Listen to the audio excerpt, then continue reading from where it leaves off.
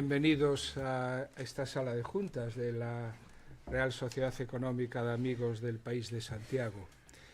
Después del paréntesis veraniego, reiniciamos el ciclo de conferencias sobre el patrimonio artístico de nuestra sociedad económica y lo hacemos de la mano de Milena Cortés, que no es la primera vez y espero que no sea la última que colabora con esta sociedad económica.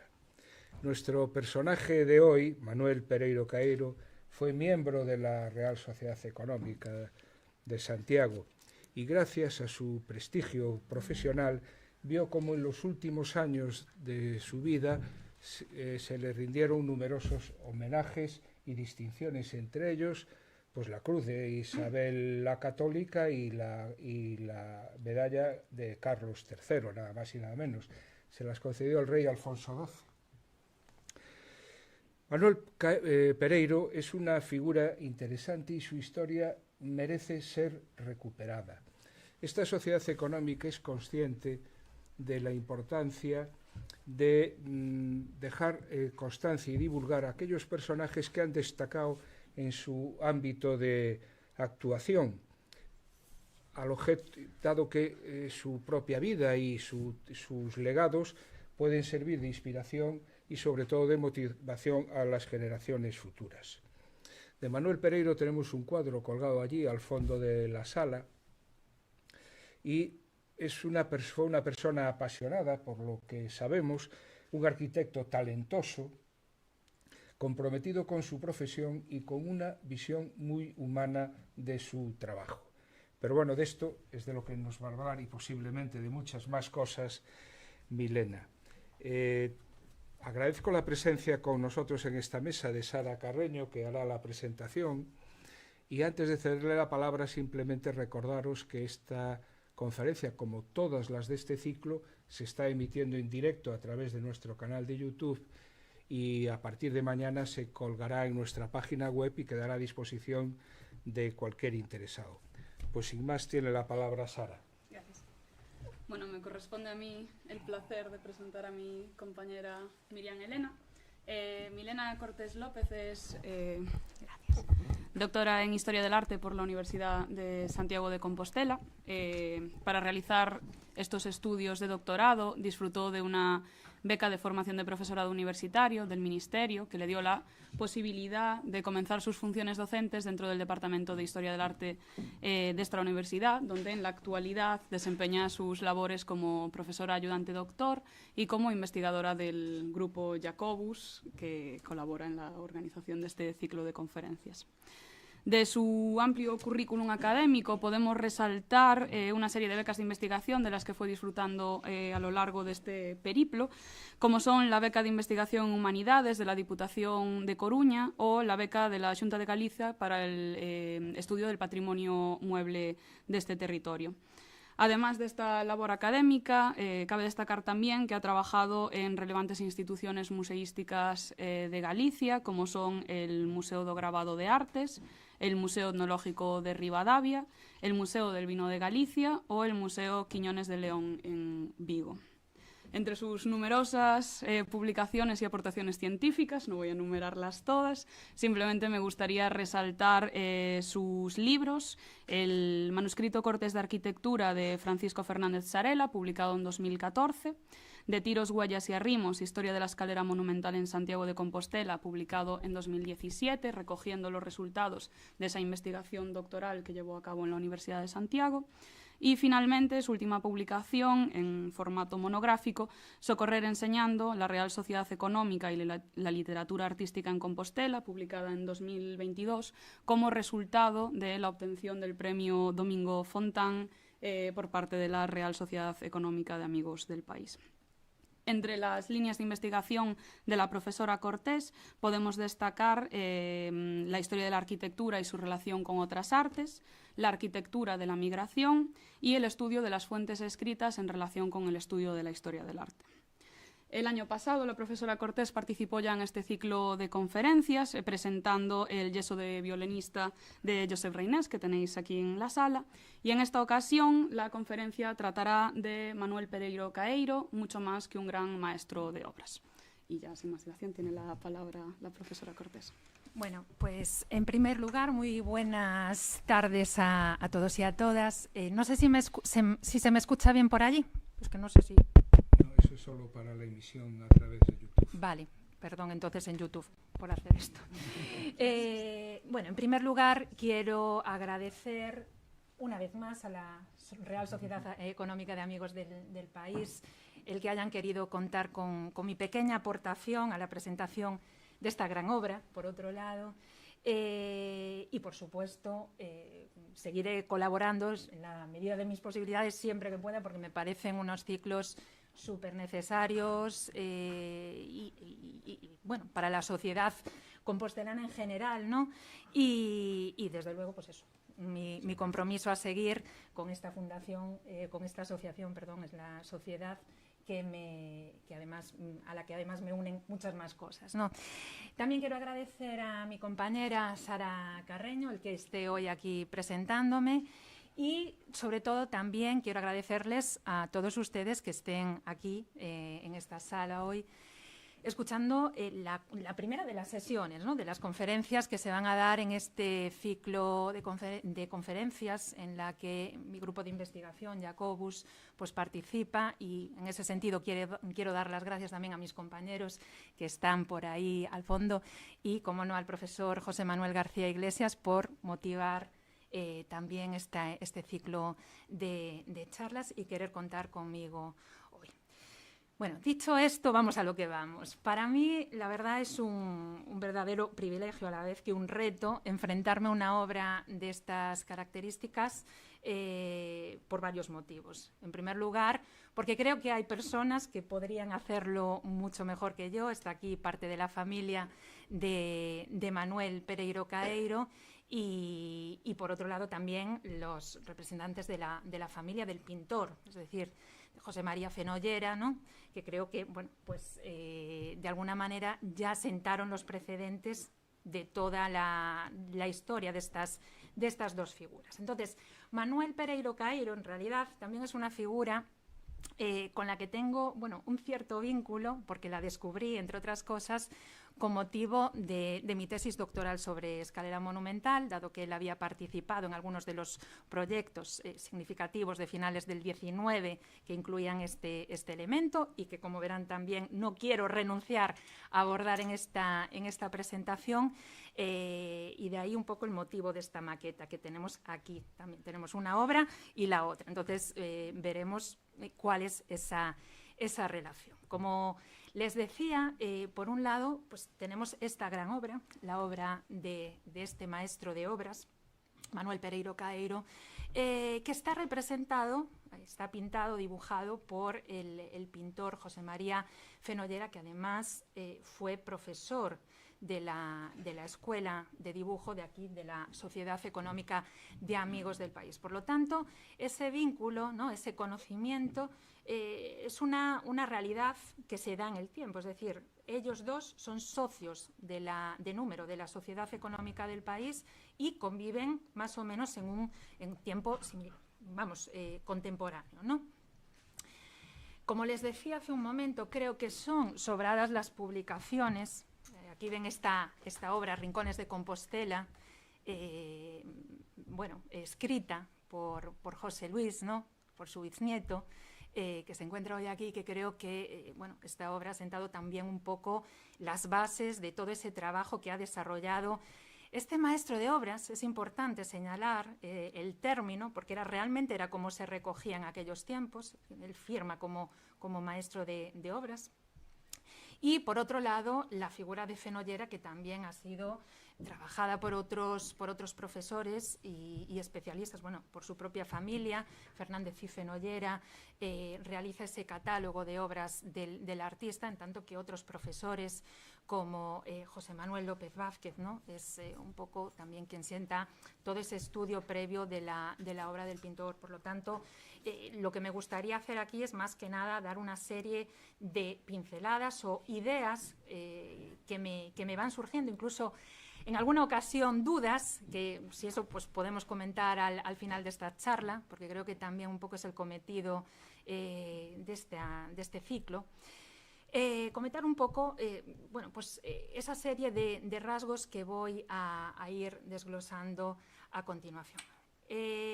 Primero, ¿quién es Manuel Pereiro Caeiro? Bueno, pues Manuel Pereiro Caeiro en realidad es un santiagués que nace en el barrio de la Guadalupe, aquí próximo a, bueno, en el lado aproximadamente norte de la ciudad, y nace, pues bueno, en esa década de 1830, formándose inicialmente en Ebanisterí. Esto va a ser importante también para entender parte de lo que es su obra a lo largo de la historia, ¿no? Tiene una década que es la década de los 50, los 70, en ese momento es donde comienza, digamos, a trabajar en una serie de obras y a desarrollar su carrera en el entorno de Madrid, incluso participando en un momento determinado en la red de ferrocarriles de España. Si no me confundo en el vínculo, era la unión con Navarra, ¿no? Un tramo que unía Madrid-Navarra, y que considero que es interesante para poder entender también otros aspectos, sobre todo elementos arquitectónicos que utiliza en su obra, ¿no? Tanto la madera como el hierro van a ser dos elementos que surgen, que nacen en ese siglo XIX, que se empiezan a explorar en ese momento, y creo que en Manuel Pereiro Caeiro tenemos una de esas figuras que ha sabido muy bien cómo introducir este tipo de materiales en la ciudad. Es un hombre que inicialmente en su formación bebe mucho o se percibe esa influencia del academicismo, un estilo más bien depurado, clásico, que va evolucionando, que sabe ir, digamos, revertiendo según va evolucionando en el tiempo. Y eso también se puede ver paseando por cualquiera de las calles de nuestra ciudad, porque podría decirse que todo lo que es el rueiro de la ciudad, de la Almendra y del entorno inmediato a esta compostelana, todo tiene una marca, un sello, de una manera o de otra, de Pereiro Caeiro, ¿no? Y luego es importante también tener en cuenta que en ese periodo de estancia en el entorno de Madrid, también va a tener contacto con el Marqués de Salamanca y con todas, pues bueno, esas ideas de desarrollo de la ciudad que, en definitiva, también van a influir un poco en su manera, entiendo, de proyectar el caserío que va a desarrollar luego en la ciudad de Santiago. Es decir, cuando regresa en esa década de los 70, en ese espacio de tiempo y hasta, bueno, pues su fallecimiento en 1909, va a ir evolucionando, va a ir, digamos, destacando, va a ser nombrado arquitecto municipal de la ciudad, lo cual es un factor clave, ¿no? En este panorama de nuestra ciudad. Va a ser también nombrado diputado en Cortes por la provincia de La Coruña, y en este momento también va, como nos decía Pancho hace un momento, va a ser condecorado, va a recibir varias medallas, ¿no? Entre ellas la de Isabel la Católica y Carlos III. Lo veremos un poquito más adelante.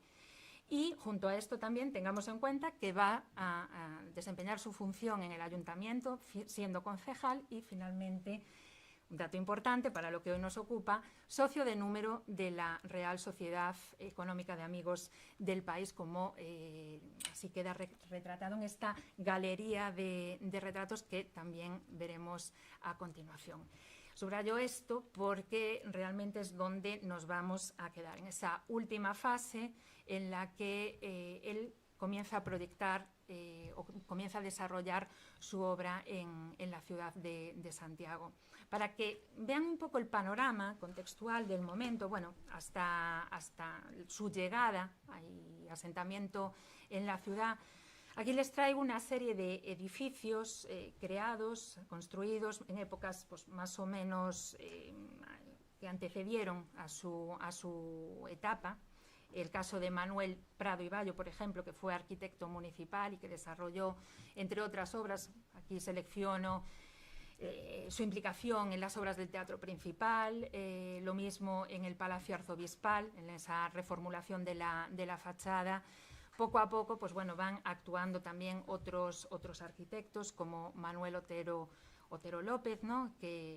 Cuyos edificios pues, pueden verlo ahí, entre los cuales está el Café Suizo, ¿no? Conocido como Café Suizo, los edificios, algunos edificios de la calle Senra, que también van a ser icónicos y representativos de este momento, o también algunas intervenciones como las del arquitecto municipal Faustino Domínguez Gómez Gay, que desarrollará su obra, por ejemplo, en espacios como el psiquiátrico de Conso o en la Caja de Ahorros de Monte y Piedad, y me interesa este último porque en este proyecto es donde, digamos, también comienza a verse un poco esa actuación de Pereiro Caeiro, ¿no?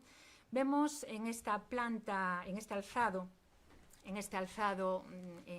dibujado aquí en esta imagen, lo que viene siendo el edificio de la sede actual de la Sociedad Económica de Amigos del País. Es este edificio. Y como ven, respecto al modelo original que planteaba, fíjense, Pereiro Caeiro, también estaba firmado por Faustino Domínguez, lo ven no sé si se percibe bien en la fotografía. Vemos que se trata de un edificio, pues bueno, que tiene una cierta simetría, que responde a esos criterios, digamos, que van ya de cara un poquito hacia lo que sería el eclecticismo. Se empiezan a introducir algunos elementos decorativos, columnas, vemos ese frontón decorado, esa utilización del almohadillado, ¿no? En la parte central, focalizando esos tres vanos y, como pueden ver, pues en la foto anterior, aquí abajo, no sé si se percibe bien, sería ese primer modelo desarrollado que luego va a evolucionar con ese aumento de la tercera planta del edificio actual. Pero Manuel Pereiro Caeiro veremos cómo también va a desarrollar o va a estar participando en otras importantes actuaciones urbanísticas, como sería esa reconfiguración del acceso al templo de Santa Susana. Vemos cómo respecto a lo que nos queda hoy ha también variado bastante. En fotos de Chicharro, por ejemplo, vemos que esto realmente se llegó a realizar, pero en un determinado momento se suprimieron y se eliminaron ciertas partes que nos dan como resultado pues, lo que vemos hoy en el Paseo de la Herradura. También tendríamos este otro proyecto, me parece significativo, porque ha desaparecido el antiguo asilo, ¿no? de los ancianos de allí en la zona del Camino Nuevo. Hoy, como digo, destruido, y en su lugar pues, se levantaron una serie de edificios, de edificaciones, o por ejemplo el edificio de Cervantes, de Banco Olimpio Pérez, ¿no? Donde también vemos ese desarrollo, esa evolución del estilo, digamos, más purista de Pereiro Caeiro, cómo va evolucionando hacia la integración de determinadas artes. Entre ellas destacan esas famosas galerías que en ocasiones emplearán ese material, la madera, fundamentalmente. Recordemos esa formación en ebanistería, ¿no? En el tratamiento de la madera, cómo se va a ir reflejando. En otras ocasiones integrará la forja, el hierro, poco todo dentro de ese contexto, ¿no? En el que previamente se movió Pereiro Caeiro. Siempre me gusta traer a colación alguna planimetría de la ciudad, y en este caso seleccioné la obra de López Freire, el famoso plano topográfico de la ciudad que presenta para el Marqués de Camarasa, frente al grabado desarrollado por Mayer en el siglo XIX. Estamos ante una obra de finales del siglo XVIII y otra del siglo XIX, y esto lo hago un poco para intentar ver esa evolución que experimentó la planimetría, el Rueiro de Santiago, pero no por cualquier razón, sino precisamente un poco derivado de las intervenciones que ha ido, o que fue haciendo, mejor dicho, Pereiro Caeiro. Vemos cómo en algunas de sus actuaciones, subrayo aquí en color rojo, por ejemplo, el Mercado del Picho, Cerca, que fue una de sus primeras participaciones, ¿no?, en Santiago, pero también destaco algunos núcleos pues, como serían la Plaza de Cervantes o incluso la Plaza de la Inmaculada. Estamos hablando ya no solo de arquitectura, no solo lo estamos viendo como arquitecto, sino también como un urbanista, o sea, una persona que se dedica a construir, a hacer ciudad, a crear imagen de ciudad, imagen de fachadas, unificar. Es un momento también en el que se viene, digamos, con la herencia de esas ordenanzas y ordenaciones del Rueiro, ¿no?, proyectadas en su día por Cerro Cabeiro, que poco a poco pues bueno, se van desarrollando y van creando una ciudad un poco más aproximada quizá a esos modelos del siglo XIX, ¿no? Véase el caso del plan, por ejemplo, el plan Castro, el plan Cerdá o Haussmann en París, ¿no? Vemos además, estos son una serie para recordar así alguna de esas obras en las que el maestro interviene, ¿no?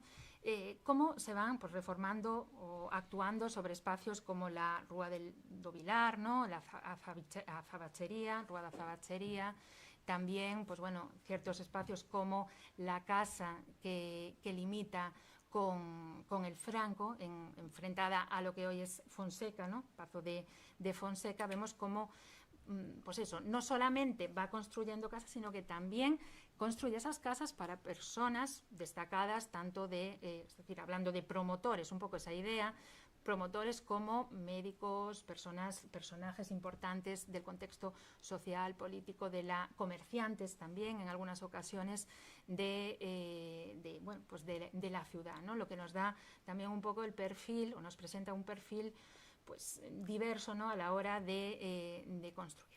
Y luego, por otro lado, pues bueno, durante esa época ya más de madurez, en la que va definiendo su estilo, vemos, por ejemplo, traigo el caso del antiguo edificio, yo lo conocía como el edificio de Adolfo Domínguez, pero es esa casa situada en la Rúa Senra 810, con una fachada que sigue manteniendo esa idea de purismo, ¿no?, en la construcción, equilibrio, orden, pero donde se integra ya también ese elemento de la galería, que va a ser tan esencial en su obra. Lo mismo que sucede en el caso de Cervantes, y vemos que también comienza, ¿no?, a actuar sobre espacios como podría ser esa ronda en la Virse da Cerca.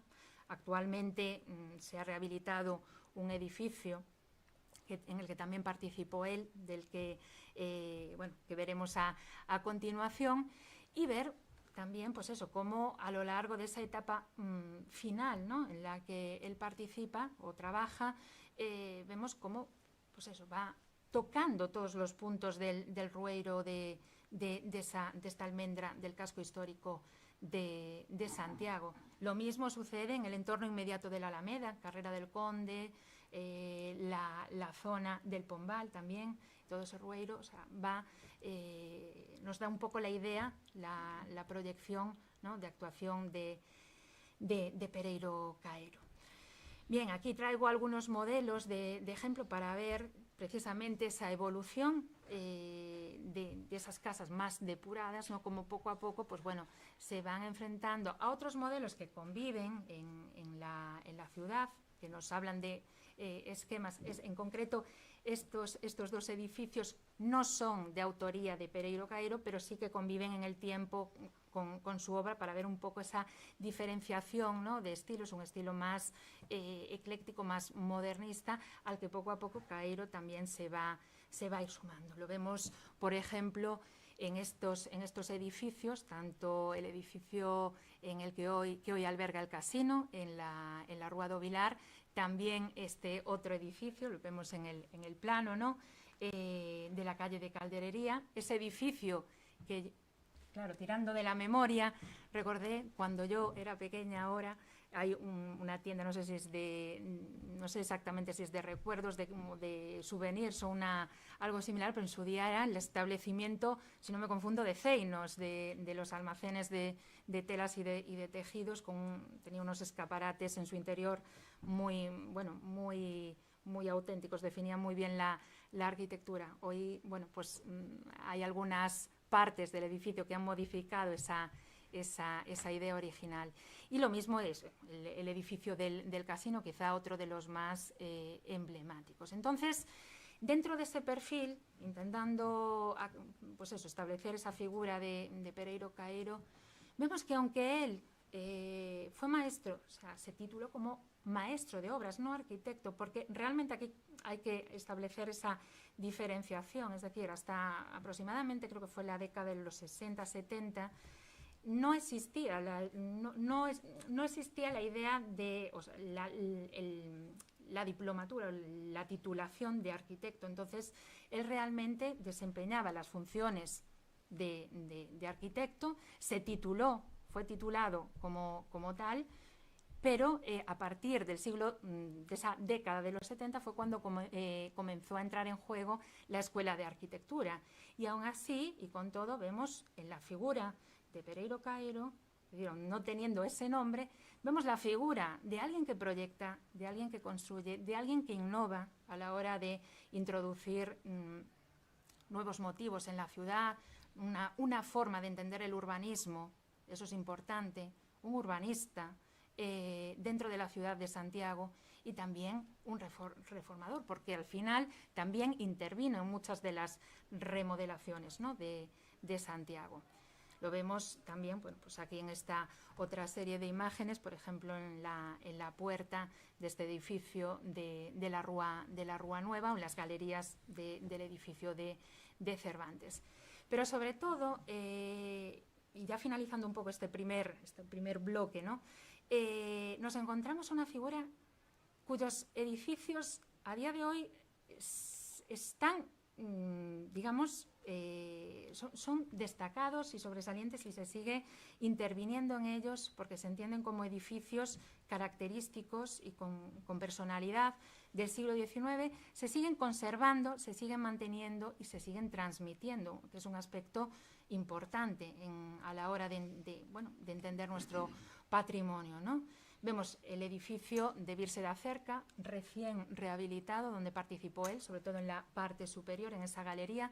Es el edificio del Sanatorio del Doctor Puente, hoy rehabilitado como fundación Casa Ría, ¿no?, la Fundación Torrente Ballester también, donde él también intervino en ese edificio. Otros edificios, por ejemplo, el de la Casa de la Troya, todavía están por volver a activarse, ¿no?, y volver a cobrar esa vida, ¿no?, que tendría en algún momento. Bien, dicho esto un poco, la idea es ver esa relación de la figura de Pereiro Caeiro con la Sociedad Económica de Amigos del País, ¿no? Haciendo un poco de búsqueda de archivo, nos encontramos que Pereiro Caeiro ingresa como socio de número en el año 1871. Así lo recoge este documento, ¿no?, que nos habla de esa lista de socios, de socios que había en aquel momento. Nos precisa esa fecha de ingreso. Esto es significativo porque en ese mismo año, precisamente, Pereiro Caeiro dona a la sociedad, no se lee precisamente bien, me imagino aquí en este documento, pero créanme que en este documento se nos habla de una cesión, de una donación, más bien, de la donación de una maqueta de escalera, que es esta que tenemos aquí, con forma de caracol de Mallorca, que lo dona a la Sociedad Económica de Amigos del País. No sé si se quiere entender esto como un regalo de bienvenida, exactamente, pero esta pieza que llevamos, que está por aquí en nuestra sociedad económica, pues que sepan que es una donación de Manuel Pereiro Caeiro, y si quieren pueden pasar después por ahí, verán en el espacio central, en el núcleo, cómo aparece escrita, pues, con su firma esa donación, ¿no?, y procedencia. Es una escalera que a mí realmente me afecta, o sea, decidí que debía de estar aquí, me gustó que estuviera aquí porque forma parte de mi estudio, ¿no? de escaleras, y en este caso pues es una maqueta algo poco habitual, creo que es una pieza muy original, no hay muchas de este estilo y creo, por lo tanto, pues que se debe también poner en valor. Además, fíjense, se fijarán que también está, digamos, dibujada en planta esa imagen de cada uno de los peldaños, ¿no? que luego se reproducen en 3D en la propia maqueta y que nos lleva y nos pone un poco en contacto con los libros de arquitectura, los cuadernos de arquitecto, y eso sí que es una pregunta que me gustaría lanzar en esta charla.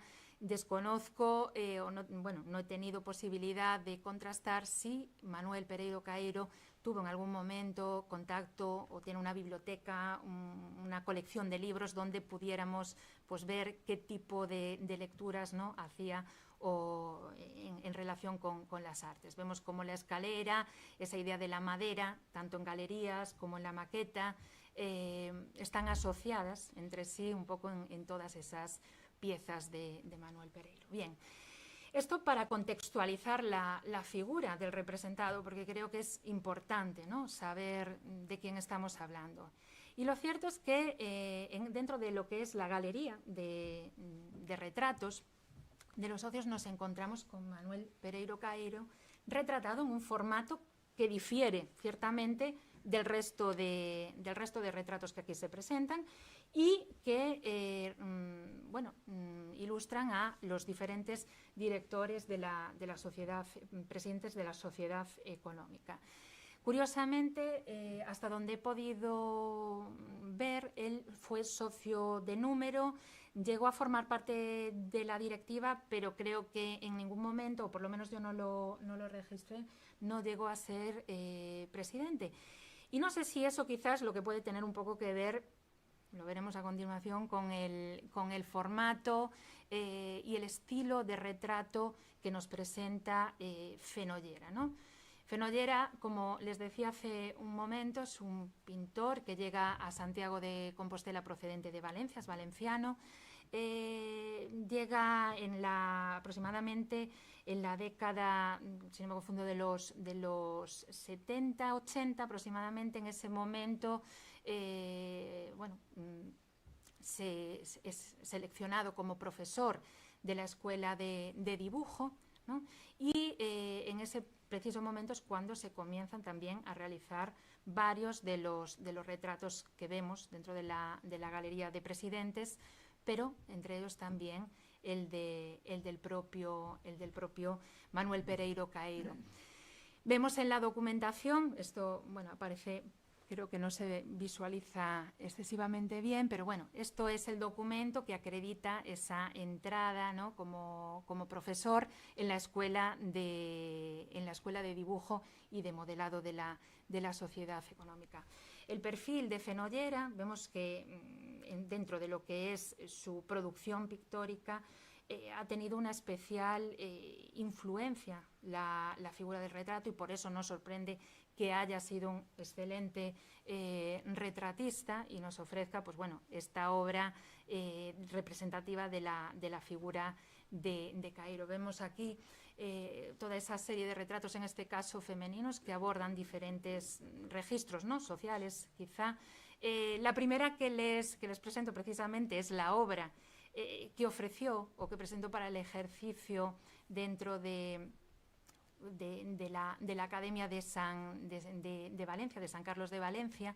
Él fue un bolsero, fue becario de pensionado, como se decía por entonces, de la Diputación. Fue a Roma, allí se formó en esa escuela académica, y eso justifica un poco, por un lado, su estilo, aunque temáticamente, digamos, cuando presentó esta obra no fue bien aceptada, precisamente por la temática, una odalisca, ¿no? una bañista, en ese contexto no fue bien valorada por el tribunal, ¿no? Pero poco a poco vemos cómo no cabe duda de que podríamos considerarlo como uno de los mejores, ¿no? retratistas del momento. Quizá la otra visión de un retrato más de corte más social, ¿no? Hasta cierto punto es esta obra icónica que el artista hace de Alfredo Brañas, precisamente con quien también mantuvo contacto, buena relación y que forma parte de ese entorno, ¿no? Por lo tanto, aquí lo que nos ofrece Fenollera es un retrato que sorprende, bueno, pues por varias cuestiones, sobre todo si lo comparamos con la galería de otros presidentes representados. Es una obra que hace hacia esta en concreto, esta que vemos aquí, hacia 1908, vemos que tiene unas buenas dimensiones, unas dimensiones grandes, un óleo sobre lienzo, y nos lo presenta en un 3/4, es decir, está ligeramente girado, no es un retrato de perfil, tampoco es un retrato frontal, ¿no? Frontalizado, y no solamente eso, sino que vemos que es un retrato que está cogido en plano medio, pero un poco más largo, o sea, un plano medio largo, porque nos recoge el retrato, la figura la recorta aproximadamente a la altura de las piernas. Si lo comparamos con cualquier retrato también realizado por Fenollera, vemos cómo despunta, ¿no? Desde principalmente ese formato mucho más grande que el resto, hasta la forma en la que lo representa, ¿no? Esa idea del uniforme, de ese traje que viste el arquitecto, no viste de cualquier forma. Pero también es cierto que dentro de esa forma de vestir, lo peculiar es que no lo están representando con los instrumentos habituales de arquitecto, no lo vemos con un compás, no lo vemos con algo que nos identifique su profesión, ¿no? Sobre esto volveré a continuación. Y por otro lado, lo que sí comparte quizá un poco con el resto es ese fondo neutro, ¿no? Ese fondo que lo recorta y que, a diferencia de otros, como ya hemos ido viendo en otras charlas, pues va eliminando, va prescindiendo de todo ese elemento decorativo, de esos cortinones habituales que cerraban o que marcaban la obra, de esas referencias, digamos, como decía antes, a esos instrumentos o elementos que caracterizan su profesión. Y frente a eso, pues bueno, vemos como también personajes como Montero Ríos y también retratados por el propio Fenollera, también se recurre un poco a este mismo sistema, un 3/4, ¿no? Recortado en plano medio largo, con un fondo que va siendo también neutro, aunque en este caso también nos lo representa con esa mesa de apoyo y con el uniforme, ¿no? Que en este caso caracterizaba la toga, ¿no? de Montero Ríos, que sí que lo define dentro de lo que es el desempeño de su profesión. Como datos significativos para entender un poco la razón de la representación del personaje, tenemos que entender que en esa década de los 80, en concreto en el año 82, es nombrado por el rey Alfonso XII, es nombrado comendador de número de la Orden Isabel la Católica y caballero de la Orden de Carlos III. Eso es importante subrayarlo de cara a entender el atrecho, ¿no? que lleva en el uniforme, en el traje, en la vestimenta, ¿no? Por otro lado, tenemos que saber que en el año 87 es designado arquitecto municipal, lo hablaba hace un momento. Y también en la década de los 90 va a ser nombrado diputado en Cortes, ¿no? Por esa provincia de La Coruña. En el 97, fíjense, es nombrado jefe superior de la Administración Civil, y quizá un poco ahí es donde esté la clave de lo que se nos representa aquí, pienso, por Alfonso XIII. Y ya en la década, a comienzos del siglo XX, es nombrado concejal del Ayuntamiento de Santiago.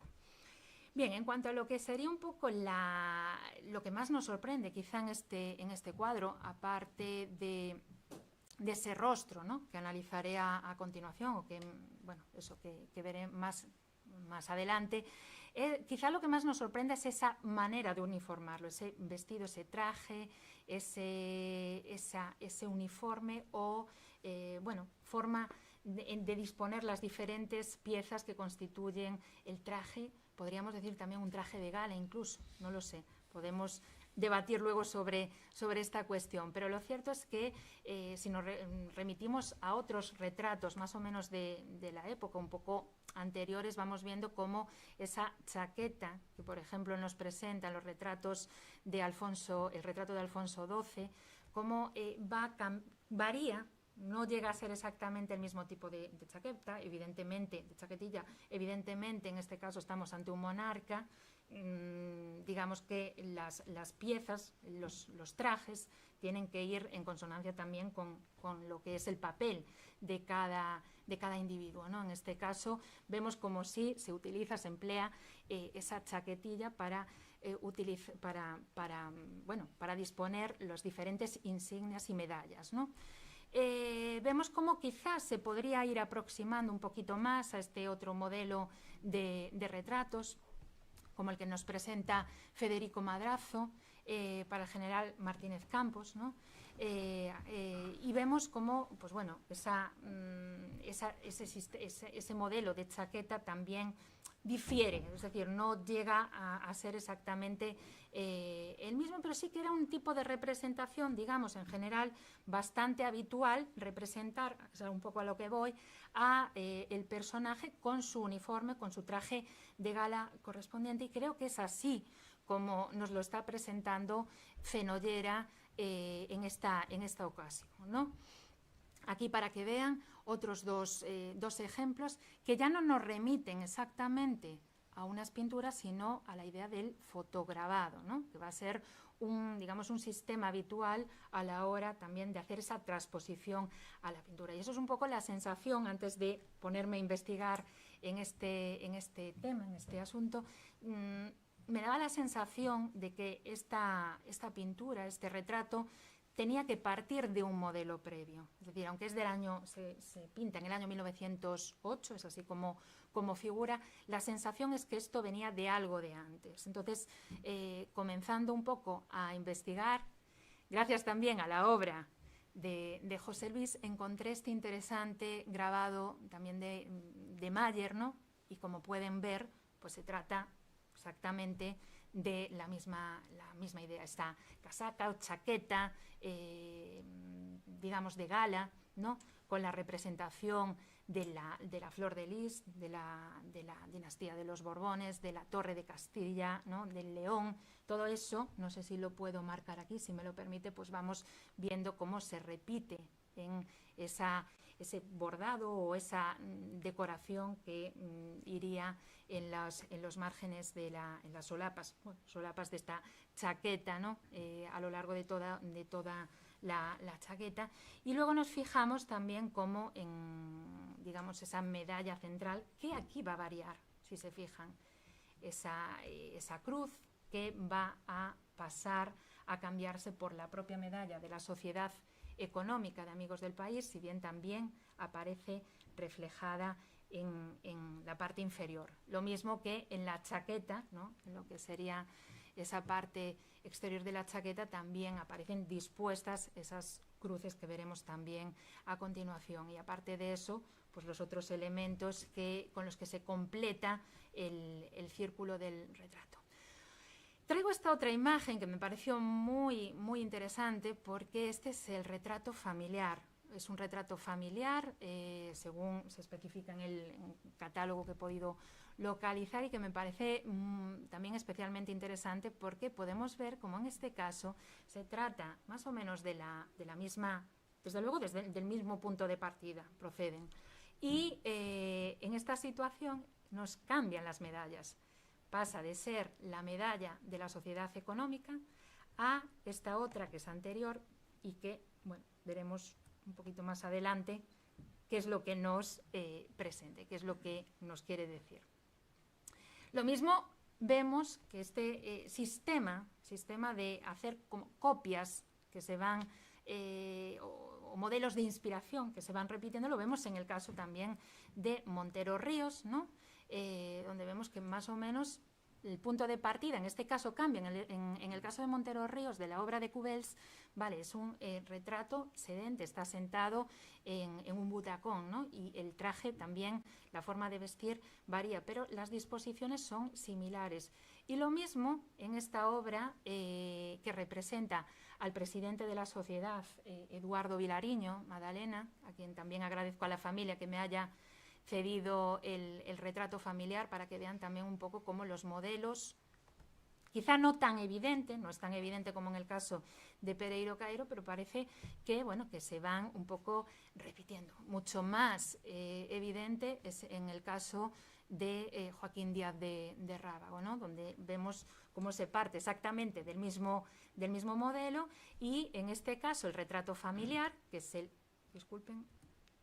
Vale, el retrato familiar, vemos cómo se disponen las dos medallas, ¿no? Frente a la medalla exclusiva y única que luce en el retrato de la sociedad económica. En cuanto a la manera en la que tiene Fenollera de realizar o de dibujarnos esos rostros, ¿no? Creo que hay algo en común en todos ellos, y es esa personalidad que le da ese realismo hasta cierto punto a la hora de construir las formas, los gestos de las caras, las actitudes, incluso un poco la edad. Se nos podría perfilar claramente, o sea, hay un naturalismo bastante evidente en cualquiera de estos rostros que vemos aquí representados, esa idea de la pupila, ¿no? Marcada, tan expresiva en los ojos, que al final da esa identidad a los personajes. También las formas en las que trabaja las barbas, ¿no? De hombres ya mayores, de una cierta edad, maduros, incluso, bueno, podríamos decir también ancianos, y esa forma de, pues, disponer las miradas con un dibujo que, bueno, está bastante cerrado, es un dibujo bastante prieto, ¿no?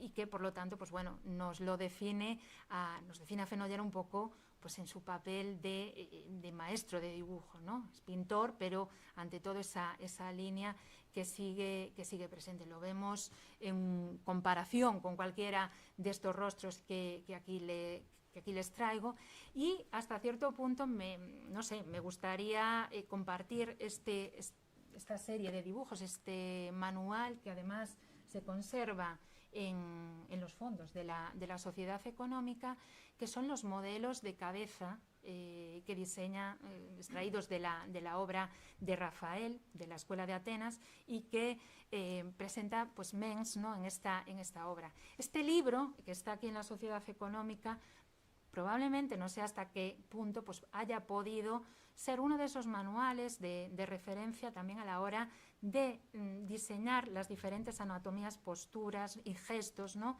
de la obra de los artistas. No quiero decir en este caso que sea en lo que se ha basado Fenollera, pero sí que quiero que se tenga en cuenta, un poco hablando del contexto de la Sociedad Económica, que este tipo de manuales se manejaban y se debían de ver en esas clases, ¿no? Y que de alguna forma, pues, han podido servir de apoyo, ¿no? para el estudio. Por otro lado, creo que si antes hablábamos del fotograbado y de ese sistema, ¿no? de partir a partir de estas imágenes, creo que es mucho más significativa esta fotografía, que entiendo que es familiar, porque es una fotografía también que he podido localizar gracias a José Luis, y donde claramente ya queda, digamos, consignada esa referencia que tiene Fenollera a la hora de hacer el retrato de Pereiro Cairo, ¿no? Lo vemos exactamente representado con la misma chaquetilla, con ese mismo chaleco.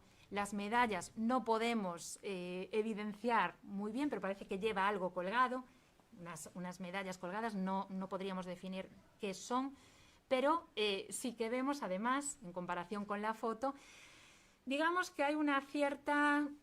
Hablaba hace un momento de naturalismo, pero creo que también hay una cierta idealización si se ha basado en esta fotografía, porque el personaje de Pereiro Cairo, representado en el lienzo de Fenollera, reduce un poco las dimensiones y digamos que lo pone muy guapo, ¿no?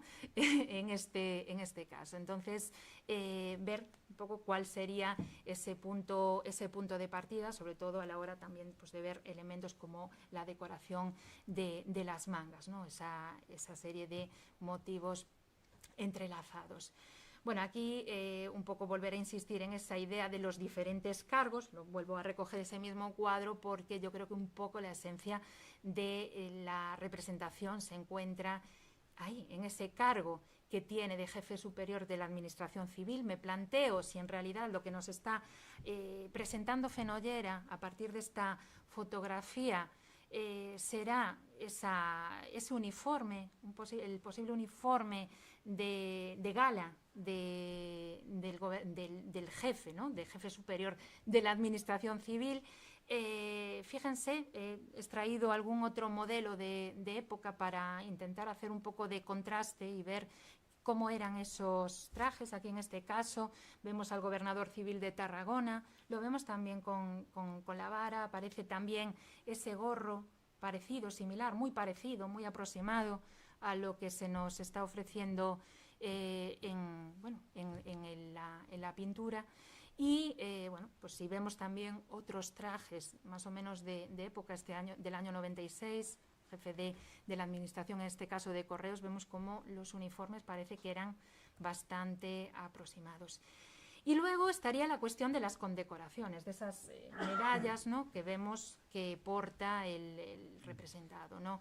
En este caso, si nos vamos a la obra de la colección privada de la familia, vemos como la medalla que les enseñaba hace un momento, no sé por qué no me permite, se me solapó, vemos como esa medalla que portaba es la de, según he podido ver, pero esto me gustaría que me lo confirmaran, no sé si lo saben o no, de presidente, porque estuve intentando localizar exactamente el modelo exacto de esta medalla, y nos lo ponen en una página web de estas de colección, nos pone que es medalla de presidente. Yo no sé si él fue en algún momento presidente de la Diputación de Coruña, pero el modelo, desde luego, con el que aparece representado es exactamente o muy, muy similar y muy aproximado a este que les proyecto aquí en la parte inferior. En cuanto a lo que sería el retrato de la sociedad económica, pues vamos viendo cómo se nos representan las diferentes insignias, tanto la de la Orden de Isabel II como la de Carlos III. Vemos que al final son exactamente tanto una como otra las que nos representan las diferentes condecoraciones que se le han hecho a este maestro. Bueno, finalmente creo que llama la atención o cabe destacar también todo ese atrezzo, ¿no?, que lo rodea.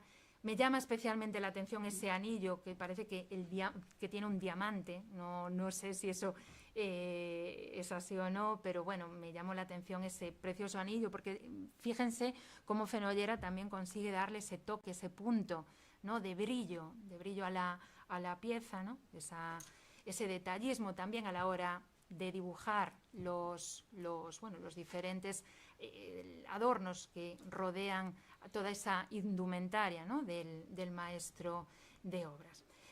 Bueno, yo creo que hasta aquí podemos ver en la figura de Manuel Pereiro Caeiro un personaje, una de esas figuras icónicas, ¿no?, de la arquitectura de finales del siglo XIX. Les repito, pienso que viajando por los diferentes rincones de Compostela podemos encontrar su huella, su sello. Solo hay que mirar un poco en profundidad para ver que la figura de Pereiro Caeiro realmente era merecedora de un lugar, de un espacio aquí en la sociedad económica, con este magnífico retrato que nos trae Fenollera, y que lo posiciona, un poco viendo todo el contexto, lo posiciona, como digo yo, en esa idea de mucho más que un gran maestro de obras, porque yo creo que ante todo pues tiene, al final el título es lo que es, él ha sido un verdadero arquitecto para la ciudad de Compostela y un precedente también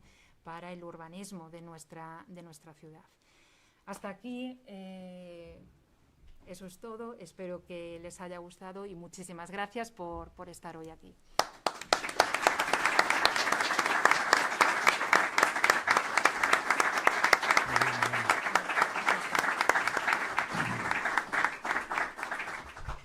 Bueno, desde luego hay que felicitar a Milena por el trabajo que nos ofreció ahora y también por la puntualidad en el uso del tiempo, con lo cual nos quedan 5 minutos. Si alguno quiere hacer alguna pregunta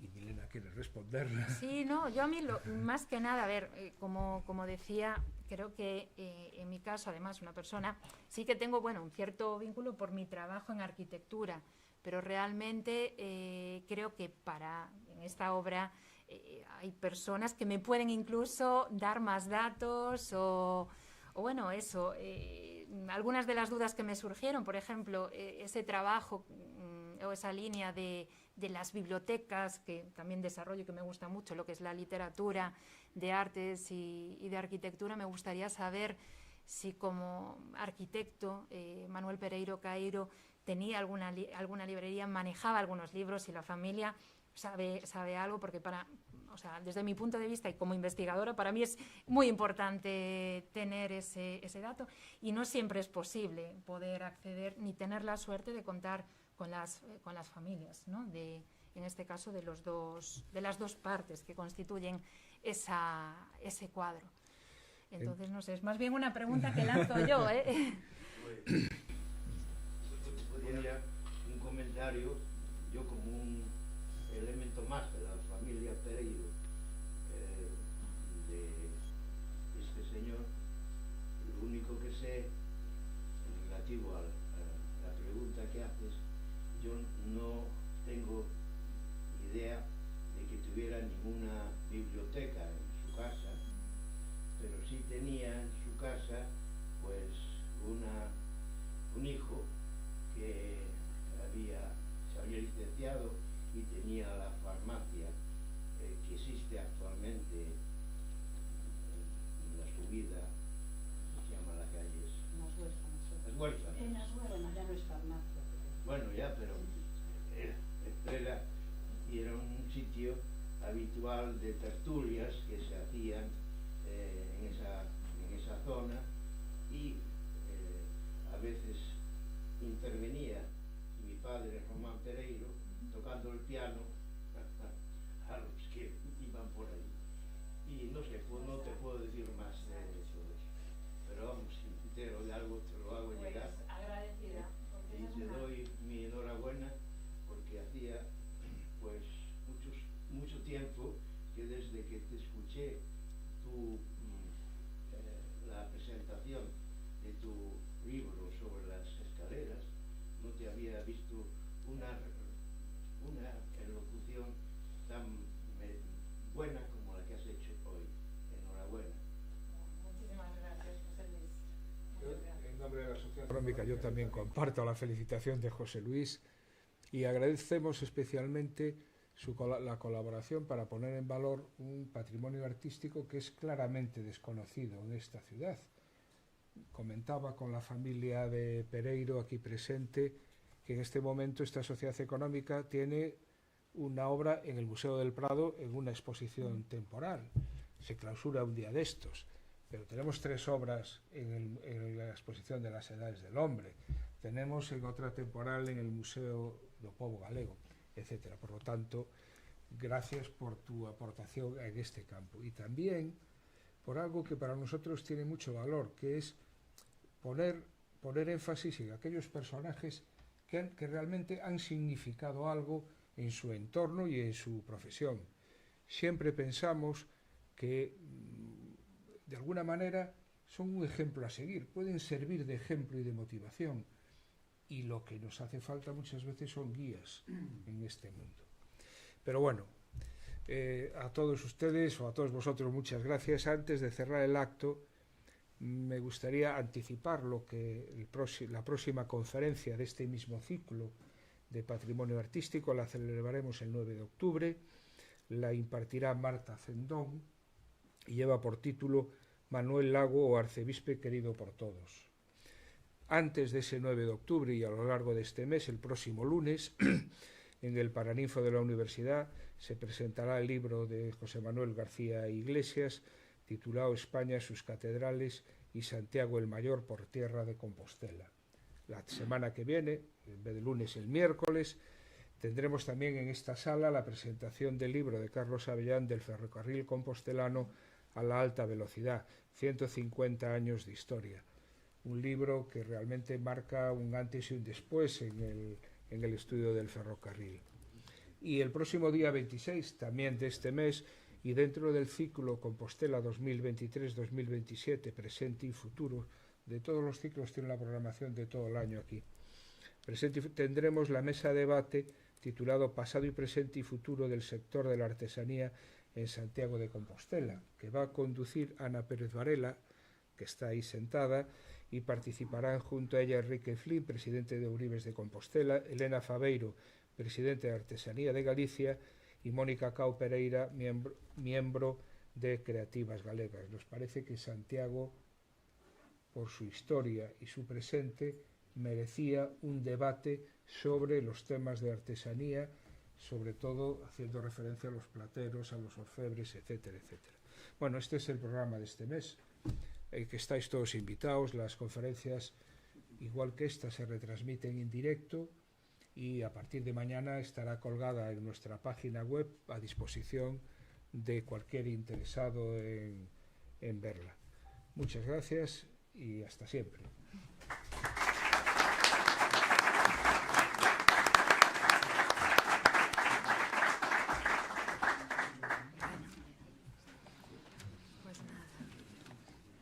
Tenemos, como veis, un mes de septiembre cargadito, ¿eh? Muy cargadito.